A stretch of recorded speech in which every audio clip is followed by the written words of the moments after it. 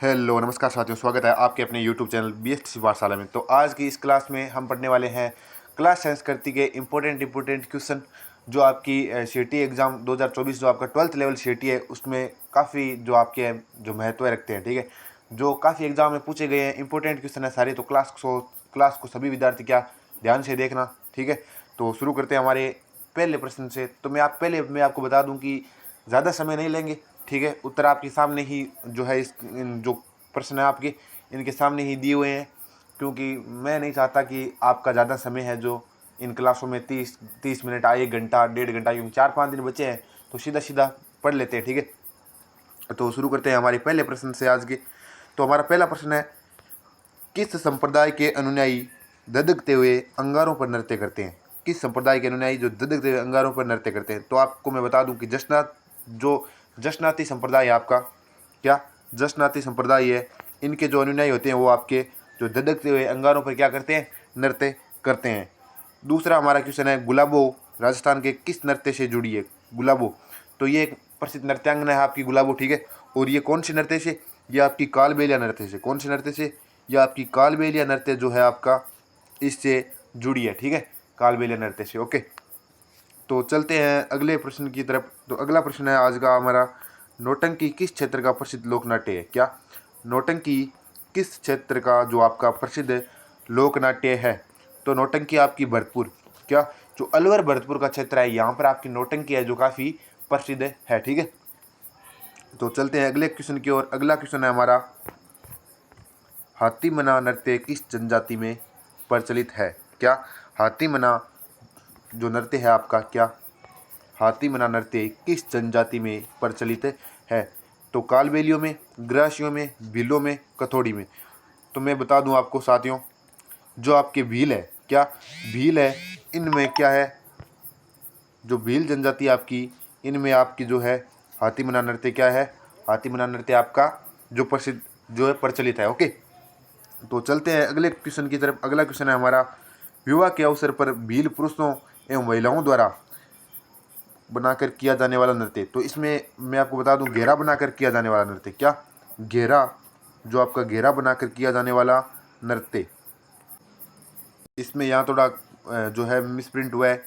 क्या है यहाँ पर आपका लिखना है घेरा बनाकर, क्या घेरा बनाकर किया जाने वाला नृत्य। तो घेरा बनाकर किया जाने वाला नृत्य कौन सा आपका? यह है द्विचक्री। कौन सा नृत्य? द्विचक्री जो नृत्य आपका भीलों का, एक सेकेंड, हाँ, जो द्विचक्री नृत्य आपका भीलों का, ये घेरा बनाकर भील पुरुषों एवं महिलाओं द्वारा किया जाता है। ठीक है, चलते हैं अगले क्वेश्चन की तरफ। अगला क्वेश्चन है, गैर नृत्य किस त्यौहार पर किया जाता है? गैर नृत्य किस त्यौहार पर किया जाता है? तो आपके ऑप्शन क्या है?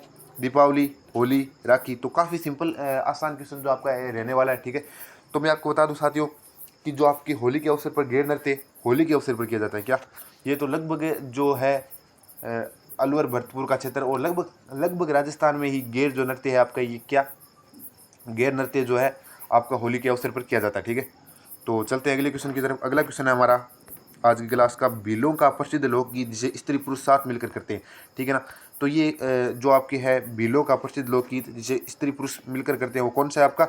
हम सिडो। काफ़ी इंपॉर्टेंट क्वेश्चन है ये हम सिडो वाला। ठीक है ना, ये काफ़ी एग्जाम में जो हमारे पिछले सालों के 4-5 एग्जाम हुए हैं, ठीक है ना, तो उनमें ये काफ़ी बार पूछा गया है। ठीक है, तो चलते हैं नेक्स्ट क्वेश्चन की ओर। नेक्स्ट क्वेश्चन है हमारा, मांड गीत राजस्थान के किस क्षेत्र से जुड़ा है? मांड गीत राजस्थान के किस क्षेत्र से जुड़ा है? तो मैं बता दूं आपको साथियों, जो बीकानेर का क्षेत्र है आपका, बीकानेर क्षेत्र है, इसमें मांड जो गीत है आपका वो काफ़ी प्रसिद्ध या प्रचलित है जो आपका है। ठीक है, तो चलते हैं अगले क्वेश्चन की तरफ। अगला क्वेश्चन है, कुर्जा व पीपली किससे संबंधित है? तो कुर्जा व पीपली आपका लोकगीत से संबंधित है। ठीक है ना, क्या है? कुर्जा व पीपली आपका जो लोकगीत से संबंधित है। ठीक है, तो चलते हैं अगले क्वेश्चन के। और अगला क्वेश्चन हमारा ढोला मारू लोकगीत है। ढोला मारू लोकगीत है तो किस क्षेत्र का आपका? तो मैं बता दूं आपको, सिरोही क्षेत्र का। क्या ढोला मारू जो आपका है, ढोला मारू जो लोकगीत है आपका, ये सिरोही क्षेत्र का है साथियों। क्या है? सिरोही क्षेत्र का है। तो काफ़ी फटाफट से हमारी क्लास हो रही है, ज़्यादा तो टाइम नहीं ले रहे हैं, तो तब तक आप क्लास को एक बार लाइक तो ज़रूर कर दीजिए। ठीक है ना, वही है कि इम्पोर्टेंट प्रश्न जो है सीधे सीधे मैं बता रहा हूँ, उत्तर इनका नहीं छुपाया मैंने। पहले कई क्लास में तो क्या करते हैं कि उत्तर पहले नहीं दिखाते हैं, फिर ऐसे 4 बार इसको बोलो प्रश्न को, तो इतने में तो 1 मिनट का एक प्रश्न में हम 35-40 सेकंड तो लगती है। तो ऐसे करके क्लास को बड़ी करने में कोई फ़ायदा है नहीं, ठीक है। तो चलते हैं अगले क्वेश्चन की ओर। अगला क्वेश्चन है हमारा, चूंप नामक आभूषण पहना जाता है। चूंप नामक है आभूषण पहना जाता है। तो मैं बता दूं आपको साथियों, जो चूंप आभूषण है, क्या नाम है? चूंप आभूषण है आपका ये दांत में। क्या दांत में? आपने कभी देखा होगा कि अपने घर में बुजुर्ग है या मतलब आसपास कहीं भी जो बुजुर्ग महिलाएं हैं या पुरुष है आपके, वो दांतों के अंदर एक छोटी सी क्या सोने की कलर की सी एक दो दांतों के, जो आपके बड़े वाले जो दांत होते हैं उनके बीच एक सोने की जो आपकी पन्नी सी होती है, ठीक है। तो वही ये चूंप है जो आपकी, ठीक है। अगला है आपका, दामना नामक आभूषण कहाँ पहना जाता है? दामना नामक आभूषण कहाँ पर पहना जाता है, ठीक है ना? तो अंगुली।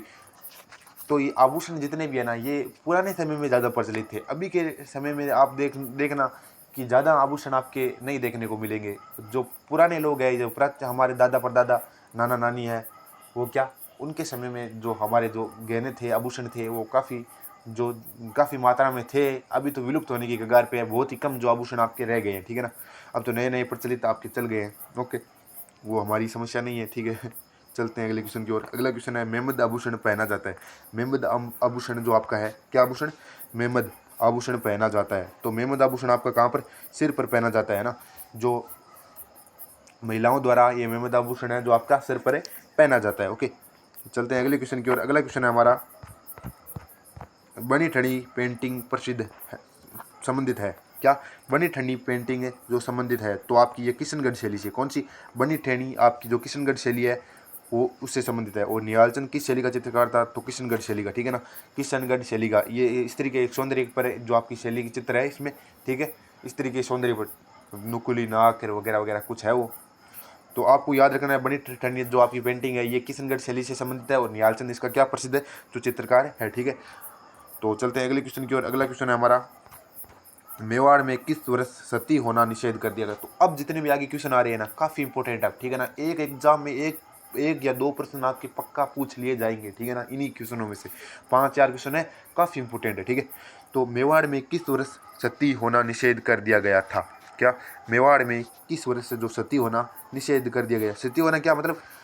जब युद्ध में या कहीं भी जो उसका अगर पति खत्म हो गया किसी महिला का, तो उस महिला को भी क्या साथ में सती कर दिया जाता था, ठीक है ना। युद्ध में या मान लो किसी भी कारण से अगर पति खत्म हो गया ना किसी महिला का, तो जो महिला है उसको भी क्या करना पड़ता था? साथ में सती होना पड़ता था, अपना भी बलिदान देना पड़ता था। तो मेवाड़ में ये आपकी 1861 में, क्या 1861 जो था उसमें क्या सती प्रथा जो आपका है निषेध बिल्कुल कर दिया गया, ठीक है ना, कि भैया ये नहीं चलेगा अब, ठीक है। अगला है आपका, कन्यावध पर रोक लगाने वाली पहली राजपूत रियासत थी। कन्यावध पर रोक लगाने वाली, तो आपकी कोटा रियासत। कौन सी रियासत? कोटा रियासत आपकी कन्यावध पर सबसे पहले रोक लगा दी गई थी, ठीक है ना। अभी तो नहीं है, लेकिन अभी भी है तो सही, लेकिन इतना नहीं है। अभी तो काफ़ी कड़े कानून बना दिए गए हैं कन्यावध पर, लेकिन पहले के समय में इतने कानून नहीं थे। तो ये जो रियासत थी आपकी कोटा, ये सबसे पहले क्या कर दिया? कन्यावध पर आपने जो रोक लगा दी। अभी तो कड़े कानून बन गए हैं, बिल्कुल भी ये जो है जघन्य अपराध माना गया है, लेकिन पहले के समय में ऐसा नहीं था, कानून कम थे। तो लोग पहले ना, सबसे बड़ी बात तो पहले एजुकेशन की कमी थी, ठीक है ना।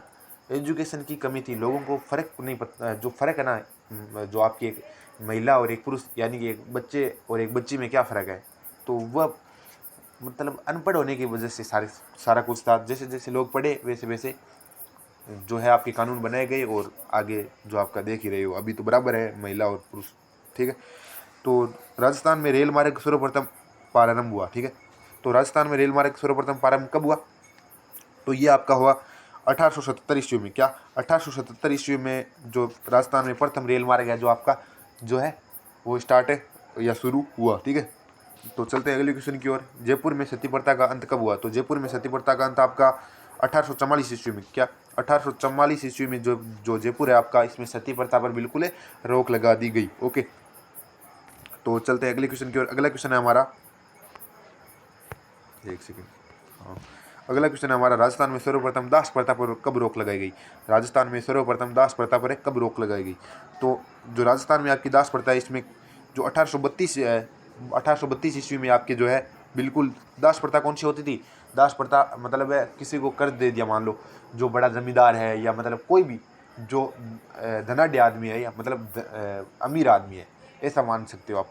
वो क्या किसी को कर्ज दे दिया, अब उसे कर्ज उतर नहीं रहा है, वो गरीब आदमी है, तो वो क्या करते हैं, परिवार में से किसी एक व्यक्ति को क्या वहाँ पर दास रख दिया, ठीक है, नौकर, तब तक जब तक कर्जा नहीं उतर जाता, और वो कर्जा कभी उतरता भी नहीं था, ठीक है ना। कर्जा सच में कभी उतरता भी नहीं था, वो ऐसे ही पूरी उम्र अपनी है जो निकाल देता था, उसका बेटा आगे से आगे चलता जाता था और ब्याज उसका बढ़ता जाता था, ठीक है। तो ये तो पुराने समय की बातें हैं सारी, अभी तो ऐसा नहीं है, सभी जागरूक है, ओके। तो अगला है अब हमारा फायरे किस जनजाति का रणघोष है, फायरे किस जनजाति का रणघोष है। तो फायरे आपके भील जनजाति का, क्या काफ़ी इंपॉर्टेंट क्वेश्चन है आपका ना, इंपॉर्टेंट क्वेश्चन है आपका, इंपॉर्टेंट लगा लीजिए आप, ठीक है ना, इंपॉर्टेंट लगा लीजिए, काफ़ी एग्जाम में आपका फायरे जो रणघोष है वो पूछा गया है, और भील जनजाति का है, ओके, ठीक है ना, भील जनजाति का है। अगला है पौराणिक कथाओं के अनुसार किस लोक परंपरा की जड़ें राजा विक्रमादित्य के शासनकाल से जुड़ी है। तो आपकी कठपुतली का तमाशा, जो कठपुतली आपकी एक लोकनाट्य है कठपुतली, ठीक है ना, उसका जो है लोक परंपरा आपकी जड़ें हैं जो विक्रमादित्य के शासनकाल से, जो विक्रमादित्य का शासनकाल था तब से आपकी जो है कठपुतली के जो है लोकनाट्य है वो प्रचलित है, ठीक है। अब चलते हैं अगले क्वेश्चन की ओर। अगला क्वेश्चन है निम्नलिखित में से कौन से राजस्थान के प्राचीनतम निवासी है। तो राजस्थान के सबसे प्राचीनतम निवासी पूछा है, तो इसमें आपको भील है जो आपके राजस्थान के सबसे प्राचीनतम निवासी है, ठीक है ना। बाकी कहीं कहीं जो इस प्रकार के प्रश्न में डाउट होता है, क्योंकि मीणा का जो आपका है ये कहीं कहीं मीणा भी दिया हुआ है कि मीणा है जो सबसे प्राचीनतम है, ठीक है ना।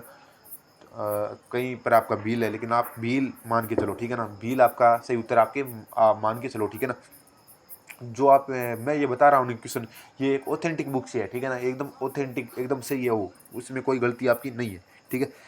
तो राजस्थान की कौन सी जनजाति पूर्वी भाग से अधिक पाई जाती है, राजस्थान की कौन सी जनजाति पूर्वी भाग से अधिक, या हो सकता है यहाँ पे पूर्वी भाग में अधिक पाई जाती है, तो आपकी मीणा क्या पूर्वी भाग से अधिक पाई जाती है। तो ये शायद पूरी भाग में है, ठीक है ना, भाग में है, पूरी भाग में मीणा, ठीक है ना। मीणा आपके जयपुर के आसपास का जो क्षेत्र है वहाँ पे आपके सर्वाधिक मात्रा में जो है, ठीक है। चलते हैं अगले क्वेश्चन की ओर। भील जनजाति से संबंधित चिमाता है। चिमाता आपको मैं बता दूं कि ये एक कृषि होती है, ठीक है ना, कृषि है ना, चिमाता आपकी एक कृषि होती है। इसको मतलब आप जूमिंग कृषि, वो जो है ना एक जगह को जलाकर वहाँ पर कृषि की जाती है, फिर 2-3 साल वहाँ पर कृषि होती है, फिर वहाँ से कहीं दूसरी जगह जंगल को जलाया जाता है, वहाँ कृषि की जाती है, एक जूमिंग कृषि है ना, स्थानांतरित कृषि उसको कहे, वही है ये चिमाता शायद, ठीक है। तो अगले क्वेश्चन की ओर चलते हैं। तो अगला क्वेश्चन हमारा भीलों का नृत्य जिसे खेल नृत्य कहते हैं, जिसे खेल नृत्य कहते हैं। तो आपका नेजा जो नृत्य है, क्या भीलों का जो नेजा नृत्य है उसे खेल नृत्य भी कहा जाता है, ओके। तो आज की क्लास काफ़ी इंपॉर्टेंट आपकी जो क्लास है जो रहने वाली है, 2-3 क्वेश्चन और ज़्यादा टाइम नहीं लूँगा आपका। गोगा जी का जन्म स्थान है, गोगा जी का जो लोक देवता है आपके गोगा जी, इनका जन्म स्थान है तो ददरेवा, क्या ददरेवा जो आपका है चूरू, क्या ददरेवा जो गांव है आपका चूरू में, ठीक है ना। ऑप्शन तो चारों ही ददरेवा है, ठीक है ना, लेकिन जो चूरू वाला ददरेवा है आपका, चूरू वाला जो ददरेवा है इसमें गोगा जी का जन्म स्थान है, ओके। फ्लैग रक्षक एवं ऊँटों के देवता के रूप में किस लोक देवता की पूजा की जाती है। तो पाबूजी आपके, क्या पाबूजी है जो फ्लैग रक्षक देवता और ऊँटों के देवता के रूप में जो आपकी पूजा की जाती है, पाबूजी राइट आंसर इसका हो जाएगा, ओके। तो चलते हैं अगले क्वेश्चन की ओर। अगला क्वेश्चन है हमारा, आशिया मोड़जी द्वारा पाबूजी पर कौन सी रचना लिखी गई। आशिया मोड़जी द्वारा पाबूजी पर कौन सी जो रचना है आपकी लिखाई गई। तो पाबू प्रकाश, क्या पाबू प्रकाश जो रचना है ये आपकी जो आशिया मोड़जी है, ठीक है, इनके द्वारा पाबूजी पर रचना लिखी गई, ओके। तो चलते हैं अगले क्वेश्चन की ओर। अगला क्वेश्चन हमारा, किस लोक देवता को लक्ष्मण का अवतार माना जाता है। किस लोक देवता को लक्ष्मण का अवतार माना जाता है, ठीक है। तो आपके ऑप्शन है तेजा जी, रामदेव जी, पाबू जी, हड़बू जी। तो मैं बता दूं आपको, तो लक्ष्मण का अवतार आपको पाबू जी को माना जाता है, ठीक है ना। पाबू जी जो लोक देवता है आपके, इनको लक्ष्मण का अवतार माना जाता है, ओके। तो चलते हैं अगले क्वेश्चन की ओर। ऊँट पालक जाति रायका किसे अपना आराध्य देव मानती है। रायका कौन होते हैं, रायका जो ऊँट को पालने वाले, जो रायका आपके रेबारी या रायका, ठीक है, किस आराध्य देव को मानते हैं। तो पाबूजी आपके ऊँट पालक जो भी है ना, ऊँट को पालने वाले पाबूजी को तो मानते ही मानते कन्फर्म, ठीक है ना। तो ये थी हमारी आज की क्लास, ठीक है। आज की क्लास में बस इतना ही, काफ़ी इंपॉर्टेंट आपके प्रश्न है, तो सभी क्वेश्चन को ध्यान से देख लेना, ओके। और क्लास को वॉच करने के लिए आपका धन्यवाद। आगे भी आपकी क्लास है जो 2-3 दिनों में और भी क्लास जो आपकी कोशिश करूँगा लाने की, ओके। बाकी क्लास को वॉच करने के लिए एक बार पुनः आपका धन्यवाद, ओके। मिलते हैं नेक्स्ट क्लास में।